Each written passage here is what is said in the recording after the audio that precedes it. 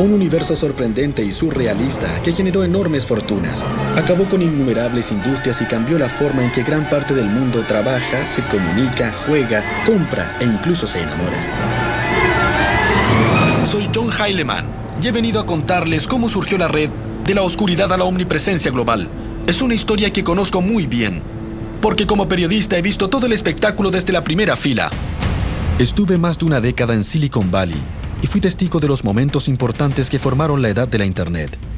Una edad que comenzó con una gran lucha de poder para decidir quién controlaría el futuro de la red emergente. Jim Clark comenzó a golpear la mesa y dijo: hay que cotizar en la bolsa, hay que hacerlo ahora. Al cierre de la bolsa, gané 663 millones. Una lucha que terminaría con una épica batalla en los tribunales. No tengo idea de qué está hablando. Que se recordará como la guerra de los navegadores. Parecíamos un ciervo encantilado con Microsoft ante nosotros. No sabíamos qué hacer. Fue todos a cubierta. No es un ejercicio. Nos aplastarán, nos aplastarán. Debemos destruir esta compañía. La Internet. La guerra de los navegadores.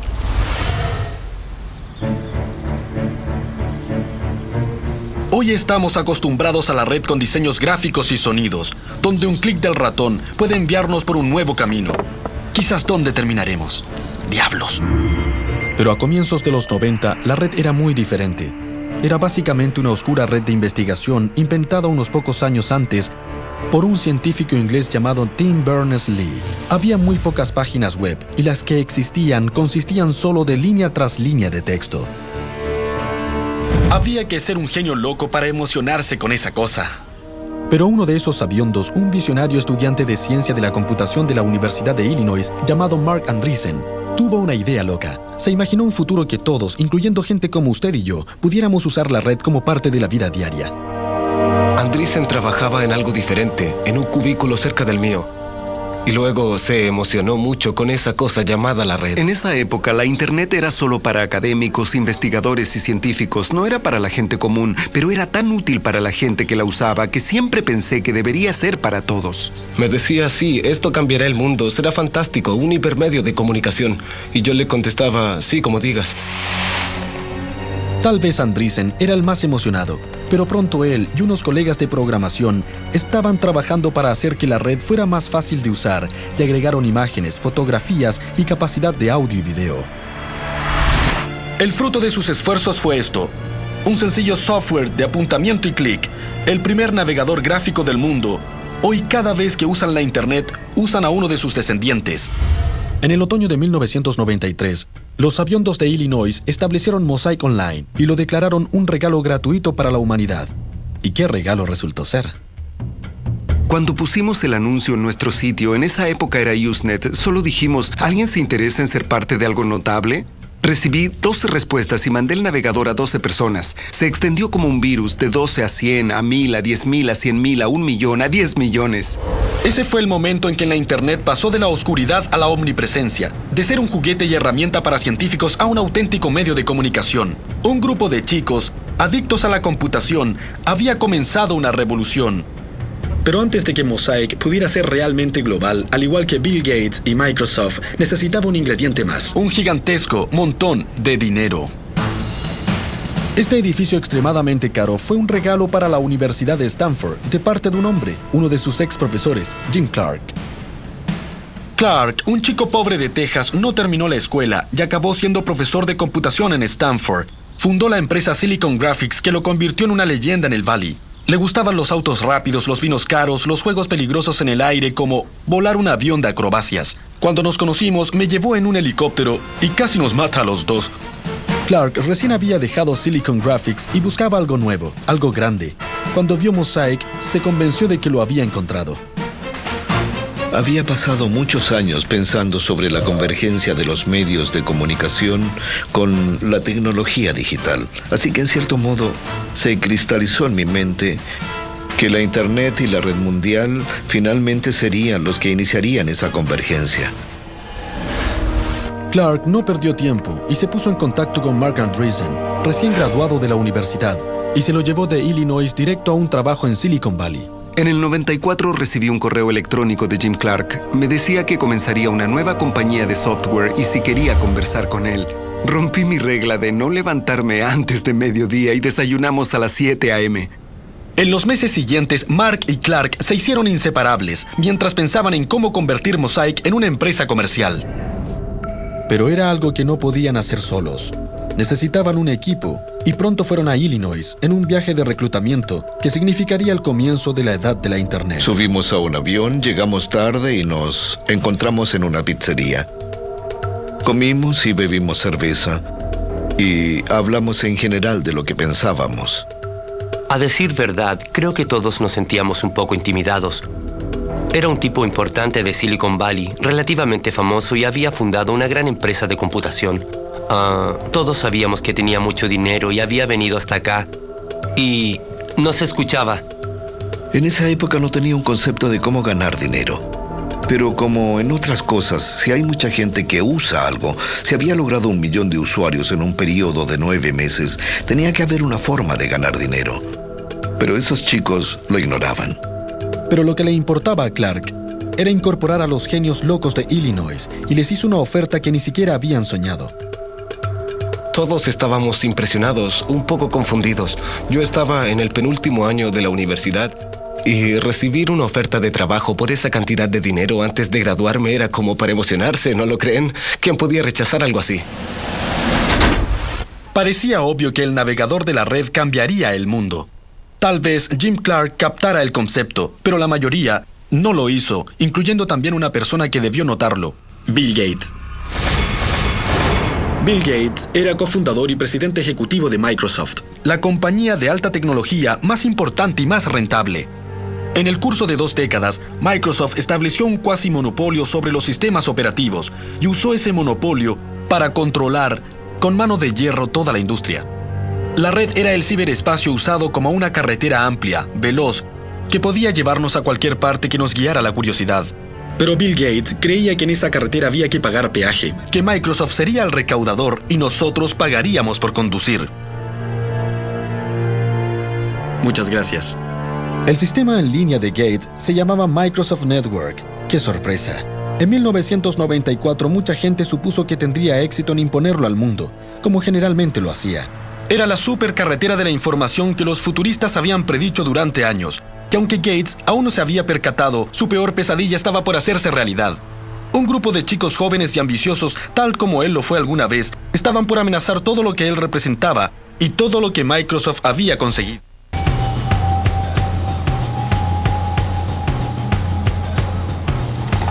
Brillante, de lentes y obsesionado por las computadoras desde su infancia, el camino de Bill Gates para convertirse en la figura más poderosa de la tecnología comenzó en 1975, cuando a los 19 años abandonó Harvard para comenzar Microsoft con Paul Allen, su amigo de la secundaria. La visión de Gates era simple y muy ambiciosa. Un computador en cada hogar y en cada oficina, y cada uno de ellos con software de Microsoft. En 1993, su sueño estaba cerca de ser realidad. Casi el 90% de los computadores tenían Windows de Microsoft. Gates y el ejército que había reunido en la sede de Microsoft, en las afueras de Seattle, trabajaron muchísimo y eran muy rudos con sus rivales. La compañía subía y dejaba una estela de cadáveres a su paso. Competidores como Lotus, WordPerfect, Borland o Novell, incluso la poderosa IBM cayó de rodillas. Gates era uno de los hombres más ricos e influyentes, y lo sabía. Una noche en una cena, él y unos amigos discutían la elección de Bill Clinton y Gates dijo: «Yo tengo tanto poder como el presidente». Su esposa le dio un puntapié bajo la mesa, pero a decir verdad, tal vez era cierto. Para muchos, el poder de Gates era seductor. Ya se tratara de un joven y ambicioso ingeniero de software como Thomas Reardon, Hadi Partovi, o un ejecutivo con experiencia como Sam Yadala. Microsoft era el lugar donde había que estar, un lugar en que no importaba ser guapo o atlético, un lugar en que la inteligencia, medida en la capacidad para diseñar códigos, era lo único que contaba, o sea, el nirvana de los sabiondos. A comienzos de los 90, la sede de Microsoft era un lugar muy dinámico. Estaban las personas más inteligentes del campo computacional y todos eran de edades diferentes. En general, era una empresa sumamente joven. La edad promedio era de 26 o 27 años. Microsoft no era la compañía más grande de software, pero en una forma extraña era la más intensa. Era evidente, se sentía una suerte de vibración en cuanto cruzabas la puerta. Era una especie de petulancia que permeaba todos los trabajos en Microsoft. No eran solo los ingenieros. Llegué a Microsoft en 1987 y vi a un grupo de personas que querían ganar, que era muy agresivo respecto a la competencia. La conducta de Microsoft era definitivamente extrema, pero era menos por arrogancia que por miedo e inseguridad. Gates sabía que en cualquier momento podía surgir un pequeño principiante en un garaje y derribar a Microsoft, tal como ellos lo habían hecho con otros. Junto con su leal lugarteniente Steve Ballmer, estaba decidido a no dejar que ocurriera. Mientras Gates abandonó la universidad, Ballmer estudió economía. Mientras Gates era el superego cerebral de Microsoft, Ballmer era su ego reprimido, fornido y emotivo. Pero no era nada comparado con el mismo Gates, el más listo de todos en Microsoft, un genio que no soportaba a los necios, si es que lograba hacerlo. Eso es ridículo. Yo no usaría esa cosa. No. Alguien está confundido. Alguien no está pensando. Eso jamás. Creemos que Ustedes sucederá. nunca comprendieron. No comprendieron ni lo más mínimo. Todas las veces que he visto a Gates, siempre ha habido un elemento constante. Cuando me miraba y decía que lo que yo había mencionado era lo más estúpido que había oído, y yo no trabajaba para él. Pero Thomas Reardon sí, y recuerda su primer encuentro con Gates como una de las experiencias más desconcertantes de su vida. No es alguien que haga cumplidos. A lo más es... Bien, se ve bien. Probablemente hay que seguir con esto. Esa era toda la reacción que a veces obteníamos. Y no era porque no le interesara. Creo que en esa época aprendí que realmente había conseguido una gran victoria. Si no te había hecho picadillo, o si no te había llamado idiota 19 veces, esa era una buena reunión con Bill. Con los subalternos de Microsoft hechizados, miles de millones de dólares en su cuenta y el lanzamiento de Windows 95 en el horizonte, el Bill Gates de 1993 era casi el emperador de la alta tecnología. Pero menos de 2 años después, Gates se vio obligado a dar el mayor giro total de la historia empresarial, porque Clark Andreessen y su equipo estaban por irrumpir y poner un gigantesco escollo en su camino.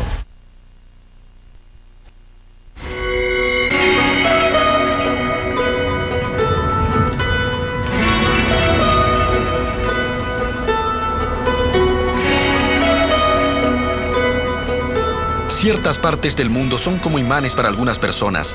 Los Ángeles para los actores, Las Vegas para los jugadores, París para los artistas. El trecho de 50 kilómetros entre San Francisco y San José siempre ha sido un imán para los interesados en tecnología. En el verano del 94, este lugar se había convertido en la sede de Jim Clark y su banda renegada de pioneros navegadores de la red. En los meses que siguieron, lanzaría la empresa de software de mayor crecimiento que el mundo haya visto, Netscape Communications. Bajo la mirada vigilante de Clark, la gente de Netscape se dedicó a la causa de extender el alcance de la red, todavía incipiente, con la esperanza de enriquecerse en el camino. Pero primero tenían que enfrentar un caso severo de choque cultural. Nunca antes había venido a California y cuando llegué pensaba, ¿por qué nadie me ha hablado de este lugar? Esto es la Meca. Esto es como Disneylandia para los entendidos. También fue una idea brillante sacar a varias personas de su medio conocido e insertarlos en la nueva compañía que nacía, porque no sabíamos hacer otra cosa sino trabajar. El plan era simple. En Illinois, la banda había creado el primer navegador gráfico de la red Mosaic. Ahora debían trabajar como locos para hacer un nuevo navegador basado en ese y convertir la Internet en el futuro del comercio y la comunicación. Solo otro día en la oficina, ¿verdad?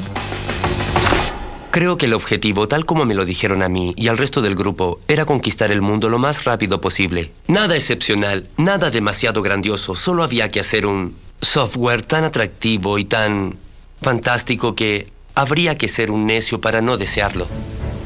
Todos en Netscape sabían que el tiempo era esencial. Día a día la red se hacía cada vez más popular.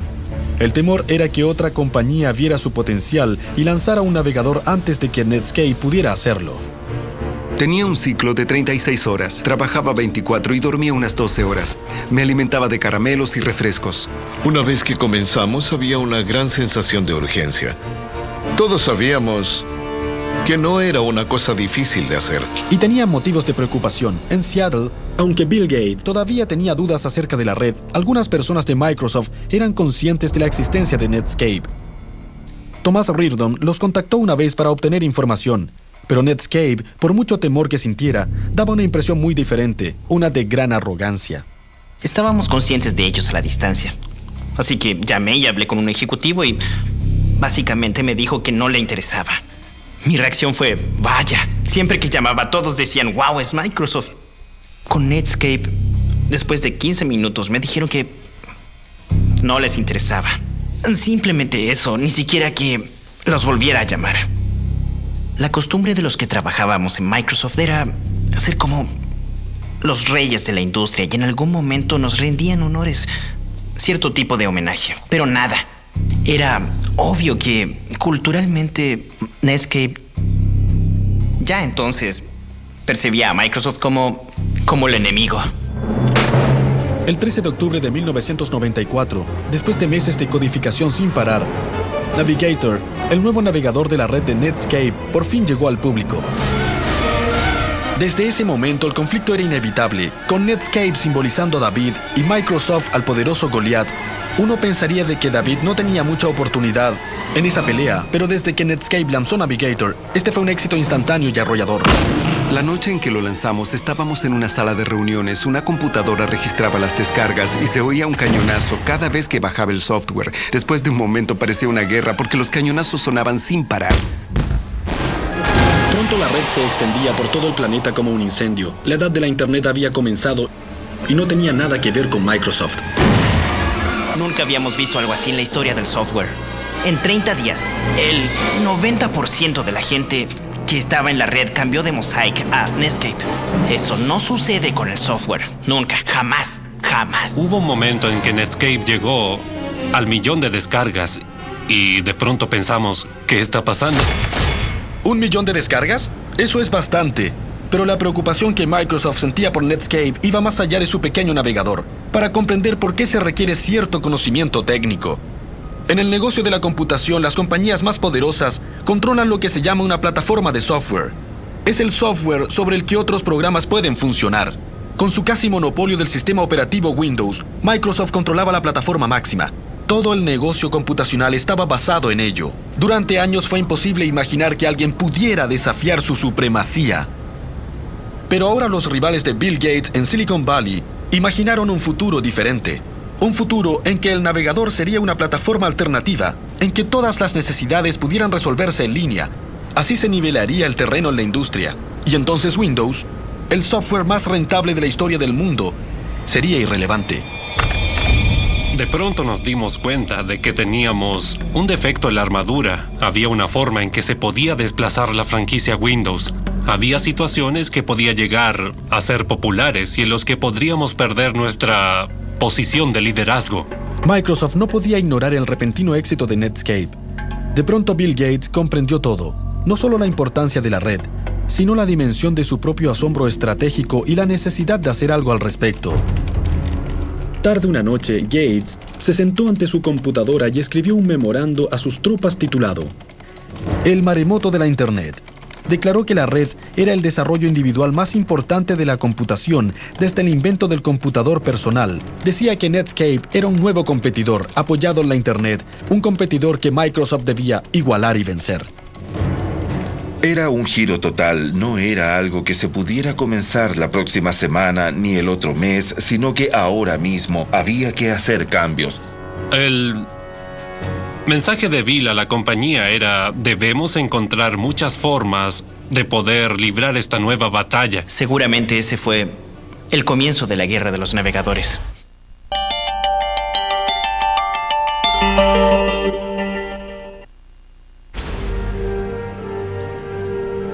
En 1993, la Internet era desconocida, con excepción de un pequeño círculo de piratas informáticos y científicos. Pero en el 95, la situación cambió totalmente. Gracias a la magia y a la energía frenética de un grupo de ingenieros de Silicon Valley, la Internet se convertía en un fenómeno a gran escala, en una tecnología comparada en importancia con la televisión y la imprenta. A la cabeza estaba Netscape, Su navegador se convertía en la puerta de la red para millones de personas. La compañía tenía un presidente ejecutivo respetable y los ingresos aumentaban. El futuro se veía muy brillante, ¿o no? Este hombre pensaba que no. Se llamaba Gary Reback y es un conocido abogado antimonopolio de Silicon Valley, quien en 1995 estaba ejercitándose para la pelea de su vida. Como muchos en el valle, sabía que Bill Gates vendría por la Internet y sabía mejor que nadie, después de toda una carrera peleando con Microsoft y representando clientes de Silicon Valley, que cuando Gates venía por tu negocio, una cosa era segura: había sangre. Ahora Netscape había contratado a Reback. De inmediato vio que la nueva compañía había subestimado terriblemente la amenaza que enfrentaba.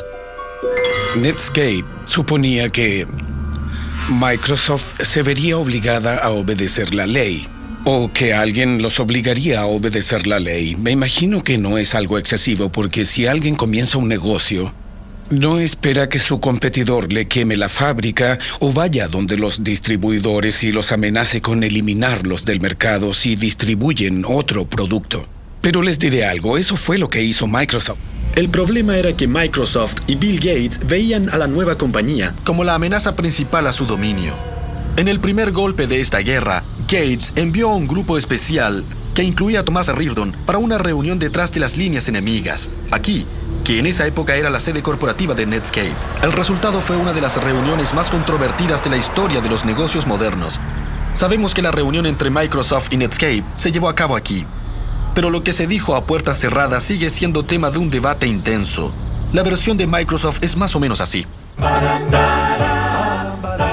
Fuimos allá en junio, en el verano del 95, y tuvimos una reunión muy amplia de cómo podríamos trabajar con Netscape, cómo podríamos trabajar con los servidores, los navegadores, y de qué modo Microsoft Word podría trabajar con el software de Netscape. Fue una conversación muy amplia que duró unas 6 horas. Hablamos todo el día. Fue interesante, fue una reunión sencilla y sin problemas. Eso no suena tan mal, pero la versión de Netscape es un poco diferente. En una reunión les hicieron una oferta, y la oferta fue: yo gano y tal vez estés allí, o yo gano y tú no estarás allí. Esas fueron las dos opciones que les dieron. Fue como esa escena del Padrino. A Netscape le hicieron una oferta que no podía rechazar. Yo era un bebé. Algunos de los chicos y yo fuimos allá y, es cierto, amenazamos a Netscape como en El Padrino. Es absurdo, por donde se mire. Microsoft nos ofreció $1 millón por acceso ilimitado a toda nuestra tecnología en un solo pago. En esencia nos dijeron: les compraremos todo el negocio por $1 millón. Tómenlo o déjenlo, pero si lo dejan, copiaremos todo lo que hagan. Recuerdo que en ese momento pensé, si esto no es ilegal, debería serlo. Si lo que Netscape decía era verdad, significaba que Microsoft había quebrantado la ley antimonopolio, para ser más preciso. La esencia de esa ley es regular la conducta de las compañías que tienen un monopolio, lo que muchos expertos decían que era el caso de Microsoft con su sistema operativo Windows. Pocas horas después de la reunión, Netscape le dio instrucciones a Gary Reback para que avisara al Ministerio de Justicia sobre lo que había pasado y comenzara el trabajo preliminar para una demanda contra Microsoft. Pero Thomas Reardon olió algo sospechoso. ¿Por qué Netscape tenía un abogado antimonopolio y no cualquier abogado, sino el legendario Gary Reback? El hombre conocido, famoso por ir durante años tras Microsoft e instigar una demanda del gobierno en contra de la compañía. Sabíamos que nos habían engañado, que todo fue planeado. ¿Una teoría paranoica? Sin duda. En esa época Netscape era la compañía de alta tecnología más popular. ¿Por qué necesitaba engañar a Microsoft? En Wall Street, los analistas y banqueros habían comenzado a dar sus pronósticos y hablaban de las brillantes posibilidades de Netscape si salía a la bolsa de valores. Miré nuestras proyecciones para Netscape y me di cuenta de que era posible que fuera la compañía de software de mayor crecimiento de la historia. Jim Clark comenzó a golpear la mesa y dijo: hay que cotizar en la bolsa, hay que hacerlo ahora. Y todos le dijimos: ¿en serio? ¿Estás seguro? Casi se podía predecir que tendríamos al menos un ingreso de 60 u 80 millones. Un momento, esperen un minuto, pensemos en esto. Antes de Netscape, la regla estándar de Wall Street era que una compañía necesitaba al menos un año, ojalá 2, de obtener ganancias fuertes antes de pensar en cotizar en la bolsa. Pero en 1995 Netscape solo llevaba un año de existencia. No tenía un centavo de ganancias y no tenía idea de cómo lograrlas. Según Jim Clark, el motivo para cotizar en la bolsa era porque quería una gran ganancia para construir el yate computarizado más grande del mundo. En esas circunstancias, era una locura salir a la bolsa, ¿no creen?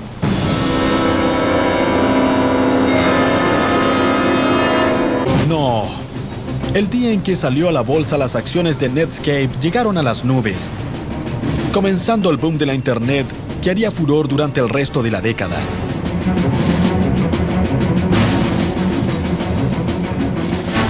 Yo me encontraba en el parque y fui a hablar con nuestro corredor David Slane, y Matt Dasolda, el encargado de nuestro escritorio, se paró frente a mí y literalmente impidió que me acercara a Dave. Le pregunté, ¿qué pasa?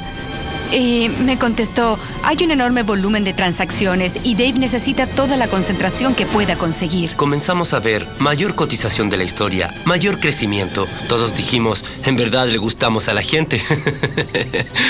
La Internet empezó de la nada a ser la historia más grande en llegar a los medios de comunicación y a la conciencia del consumidor.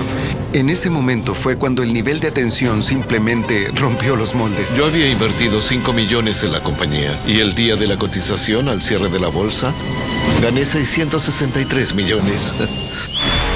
Justo lo suficiente para que Clark comprara su yate y suficiente para que Netscape fuera una empresa cotizada en la bolsa con acciones a $120 y una evaluación de más de 2.000 millones. Los ingenieros de Netscape, jóvenes veinteañeros, eran ahora sabiondos famosos sumamente ricos. Por supuesto que se les subió la cabeza. Obnubilados por su éxito, comenzaron a pensar que eran invencibles. Trataban incluso a sus aliados con indiferencia. ¿Y a sus enemigos? A uno en particular. Quebrantaron una de las reglas fundamentales de Silicon Valley, no burlarse del gigante. En la época en que nadie osaba insultar a Microsoft, Marc Andreessen no dejaba de declarar a la prensa su desprecio por esa compañía. En muchas ocasiones Marc Andreessen dijo claramente que Microsoft no le impresionaba, que además el software no era de gran calidad y que Windows estaba muerto. Una de sus declaraciones fue que Windows terminaría siendo una serie de controladores mal depurados. ¿Una serie de controladores mal depurados? ¿Qué significa eso? Para gente como usted y yo, no suena tan mal. Pero si es un ingeniero que habla en tecnicismos, el comentario de Marc Andreessen equivalía a una ofensa a Bill Gates. Y le siguió justo el juego a Bill Gates, alentando a Microsoft en una guerra incipiente contra Netscape. Para los desarrolladores de Windows, que eran algunos de los mejores del mundo, que alguien llamara a su bebé una serie de controladores mal depurados era un golpe bajo.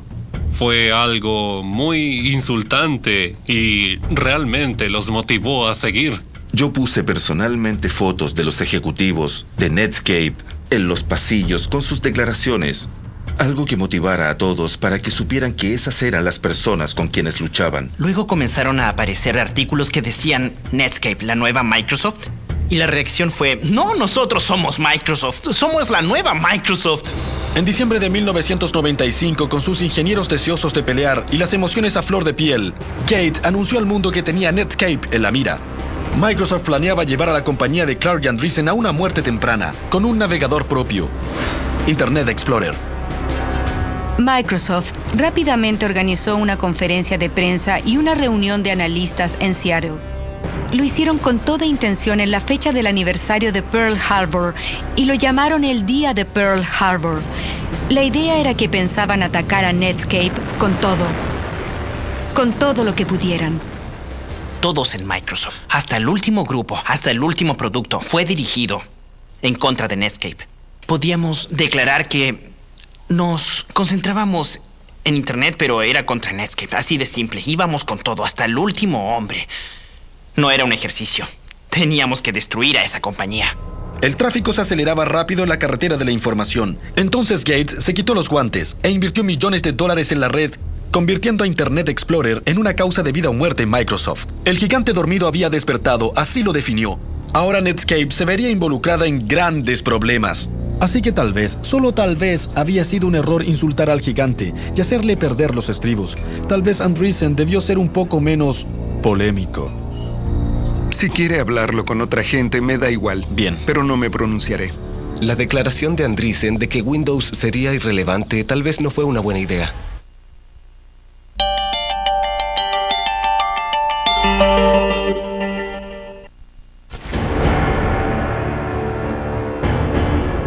El 96, la Internet estaba por explotar. Microsoft y Netscape tenían miles de millones en juego y se trenzaron en una lucha de poder sobre quién dominaría el nuevo mundo de la red. Ahora entraban en la fase final, la más dramática, y para Netscape, la más devastadora. A pesar de que Netscape iba adelante, el equipo Internet Explorer de Microsoft tenía ventajas reales. Enormes recursos financieros, reservas de talento y un líder Bill Gates que estaba dispuesto a todo, incluso a quebrantar la ley, para aniquilar a Netscape, la nueva compañía que ahora reinaba en la red, que fascinaba al público y que amenazaba con socavar el reino del miedo de Microsoft.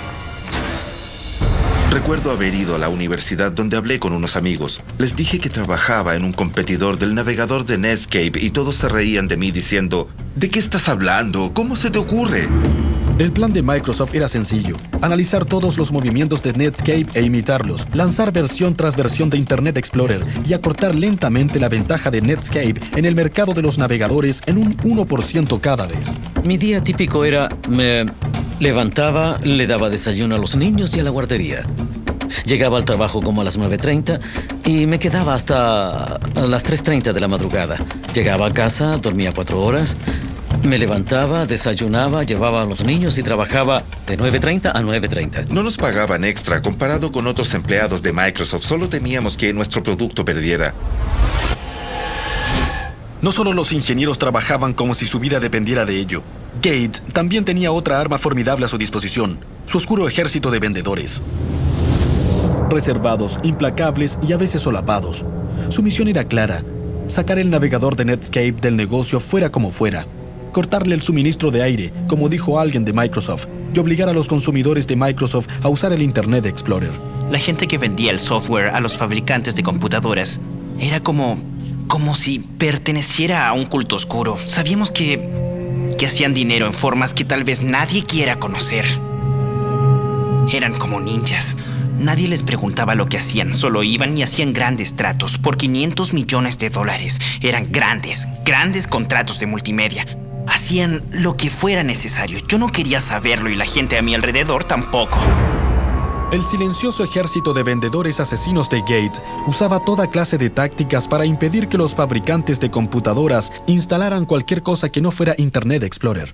Le dijeron a Compaq que si distribuía nuestro navegador, Microsoft le cancelaría la licencia de Windows. Bueno, Compaq no podía mantenerse en el negocio sin esa licencia y no podía distribuir el navegador.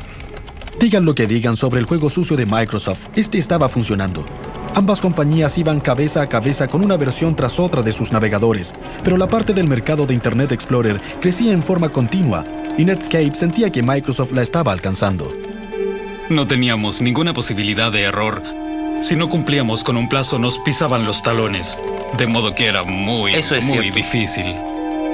Éramos como un ciervo frente a unos reflectores. ¿Qué hacemos? ¿Qué hacemos? Nos aplastarán. La sensación de muerte inminente de Netscape se vio agravada por otra cosa. Si la compañía quería realizar su potencial, tenía que obtener ganancias, de modo que cada centavo era valioso. Pero Microsoft tenía miles de millones de dólares en el banco, lo que le permitió hacer algo extraordinario. En vez de cobrar por su navegador como Netscape debía hacerlo, Microsoft entregó gratis el Internet Explorer, integrado en forma perfecta en el sistema operativo de Windows. Con Explorer 4 se terminó. Ya no era más ganaremos. Con Explorer 4 teníamos más del 80% de los usuarios. En septiembre del 97, la guerra había terminado. Microsoft había triunfado. Netscape se tambaleaba, su negocio daba tumbos, su supervivencia era dudosa. Para celebrar el lanzamiento del Explorer 4, Bill Gates dio una fiesta en honor de los guerreros que crearon su navegador. Pero en vez de hacerla aquí, en Seattle, decidió que un lugar mucho más adecuado sería San Francisco, el corazón del territorio de Netscape.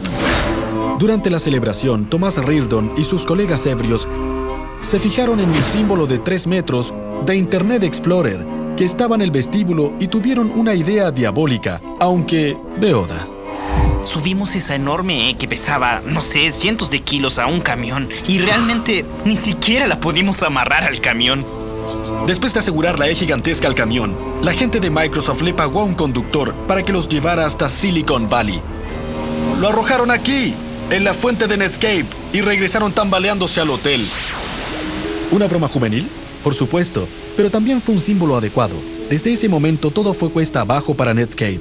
Un año después, su parte del mercado era inferior al 10%. La compañía que introdujo la edad de la Internet resultó adquirida por otra más grande pero menos atractiva, AOL. Teníamos la sensación de que estábamos haciendo algo duradero, pero cuando terminamos en AOL, todos sentimos que se había acabado, que era el fin, que no iba a durar. Eso fue bastante duro. Jim Clark también estaba decepcionado por la muerte de Netscape, pero tenía una cierta manera, más bien varios millones de maneras de consolarse. Invertí 5 millones en la compañía. Y al final gané cerca de 2.000 millones. Esa es una ganancia mayor a la esperada.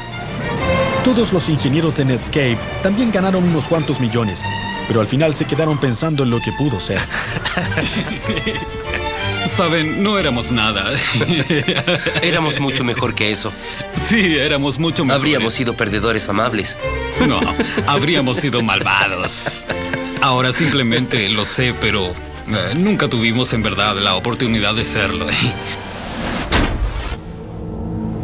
Jim Clark y su banda de codificadores terminaron derrotados, aunque para ellos la guerra había terminado, pero para Microsoft y Gates era todo lo contrario. Enfrentarían a un enemigo mucho más grande y más implacable que Netscape. Un enemigo muy diferente a todos los que Gates había enfrentado. No residía en Silicon Valley y no distinguía el software de nada, pero amenazaría con dividir a Microsoft. El enemigo era el gobierno, que ahora creía que Gates no era un héroe, sino un terrorista tecnológico.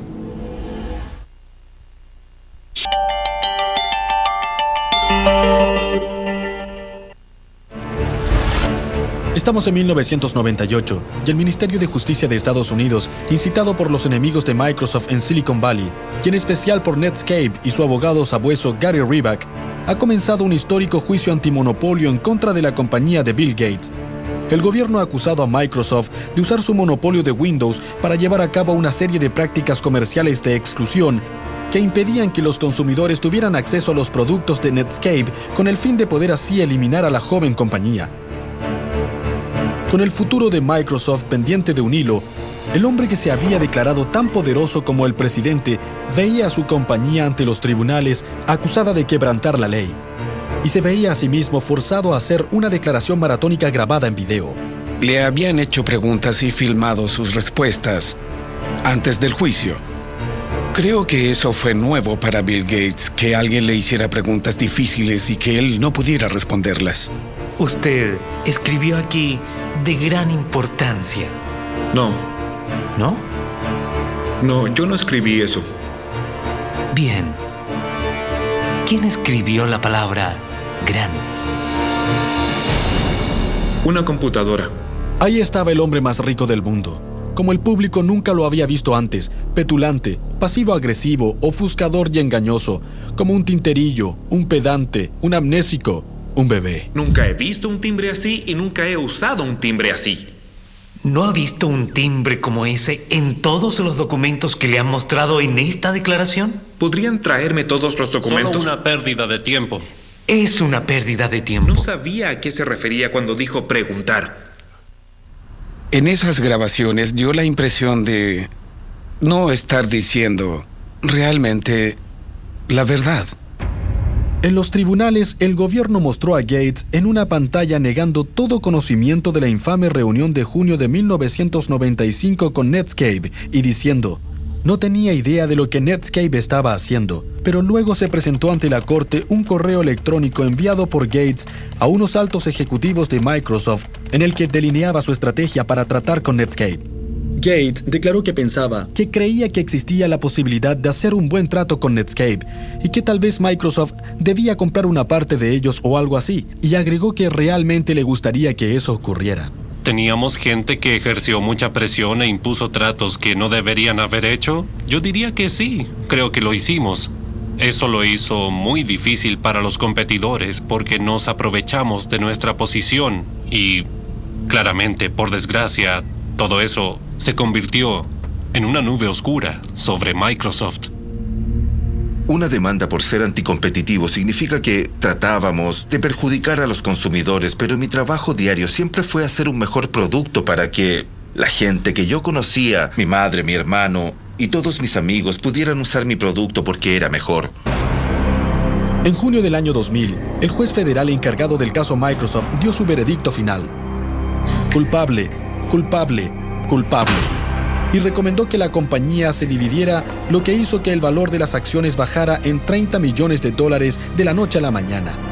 El veredicto hizo que el equipo de Internet Explorer abandonara las alturas en que volaba y se precipitara a tierra. Fue aún más duro en Bill Gates. El juicio golpeó duramente al jefe de Microsoft, lo agotó, lo aplastó, se enfermó físicamente. En una ocasión, un miembro del directorio de Microsoft me dijo que Gates se había puesto a llorar en una reunión. Sin embargo, una corte de apelación federal decidió que el veredicto era demasiado duro y rescindió la orden de dividir la compañía en dos, aunque estaba de acuerdo en que Microsoft había quebrantado sistemáticamente la ley. Para muchos, parecía que Microsoft se había salido otra vez con la suya. Pero ahora parado aquí, en Stanford, frente al edificio Gates de Ciencia Computacional, muy cerca del edificio que donó Jim Clark, la historia no parece tan simple. Cuando el juicio terminó, Gates cedió el puesto de presidente ejecutivo de Microsoft a su número 2, Steve Ballmer, y pronto comenzó a concentrar más y más tiempo y esfuerzo en sus intereses filantrópicos, en la Fundación Gates. Es evidente que tal como J.D. Rockefeller, el varón del caucho de antaño, Gates puede terminar cambiando el mundo con su caridad, tal como lo hizo con Microsoft.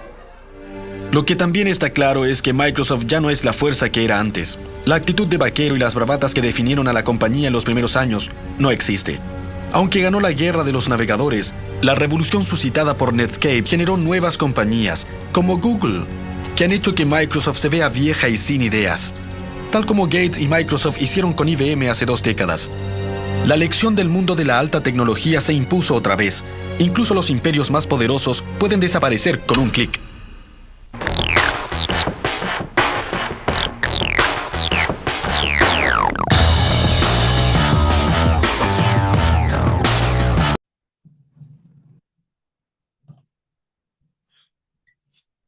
Hola, bienvenidos. En esta clase vamos a ver un documental acerca de las zonas redes, internet, todo este tipo de cosas, donde quiero que lo vean detenidamente y como actividad me hagan actividad,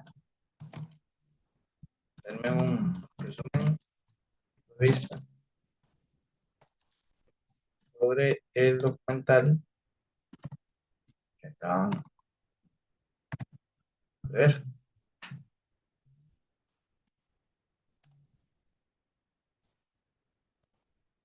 Entonces, esa sería la primera parte, ¿verdad? Esa sería la actividad, eso que estoy compartiendo. Y posterior a eso, también tenemos lo que es el examen correspondiente a esta clase.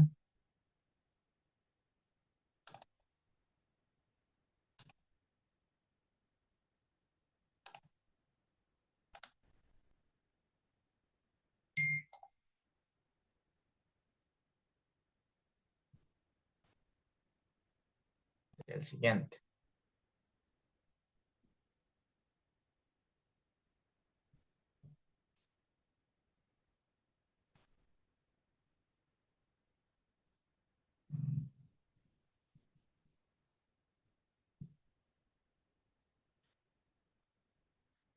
Voy a compartirles por aquí. Examen 2. Con toda la dinámica que conlleva de siempre, ¿verdad? Un diagrama de redes de datos dentro de una vivienda que contenga un router, un modem, dispositivos y red. ¿Qué me refiero con dispositivos? Aquí, digamos, pueden poner cámaras, PlayStation, ¿qué otra cosa usar red? Un Alexa, también es válido. Igual con un croquis y con todo lo que lleva eso. Y nada más. Ese sería el segundo examen. Nos vemos. Muchas gracias.